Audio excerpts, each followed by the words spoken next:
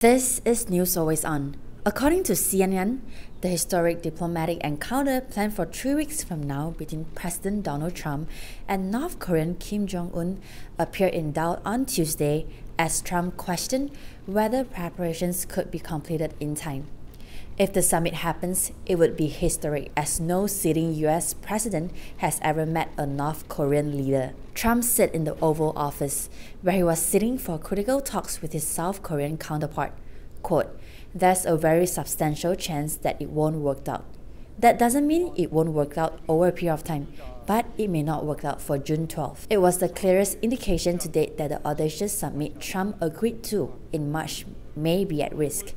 Last week, North Korea adopted a harsh new tone and threatened to withdraw from the meeting, which will be held in Singapore. Trump maintained that preparations were moving along for the talks with Kim.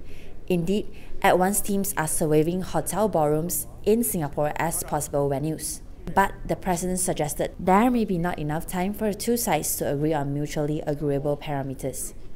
Trump said, quote, "We'll see what happens. If it doesn't happen, maybe it'll happen later. Maybe it'll happen at a different time, but we are talking." Well, if you asked, why does the Singapore summit matter so much? Trump accepted North Korea's invitation for direct talks after more than a year of heated rhetoric between Washington and Pyongyang. Amid global concern, hostility might escalate into military confrontation. The New York Times reported on Sunday that Trump was asking aides and advisors whether he should proceed with the Kim summit. North Korea conducted several nuclear tests over the past few years and developed long-distance missiles, which it says can carry nuclear bombs as far as the US mainland. Singapore and the meeting, see what happens, whether or not it happens. If it does, that'll be great. It'll be a great thing for North Korea.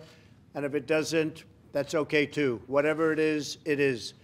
But I look forward to spending quite a bit of time with the president, and I think a lot of good things will happen. I do think he's serious. I think he would like to see that happen. At the same time, he's going into a future that's different from what they've had. But I think he's absolutely very serious, yes. We're moving along, and we'll see what happens. There are certain conditions that we want, and I think we'll get those conditions. And if we don't have the meeting. And frankly, it has a chance to be a great, great meeting for North Korea and a great meeting for the world. If it doesn't happen, maybe it'll happen later. Maybe it'll happen at a different time. I also have very strong opinions that North Korea has a chance to be a great country. And it can't be a great country under the circumstances that they're living right now.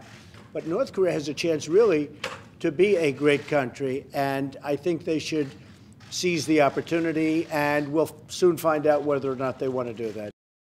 You've spoken to Kim Jong-un.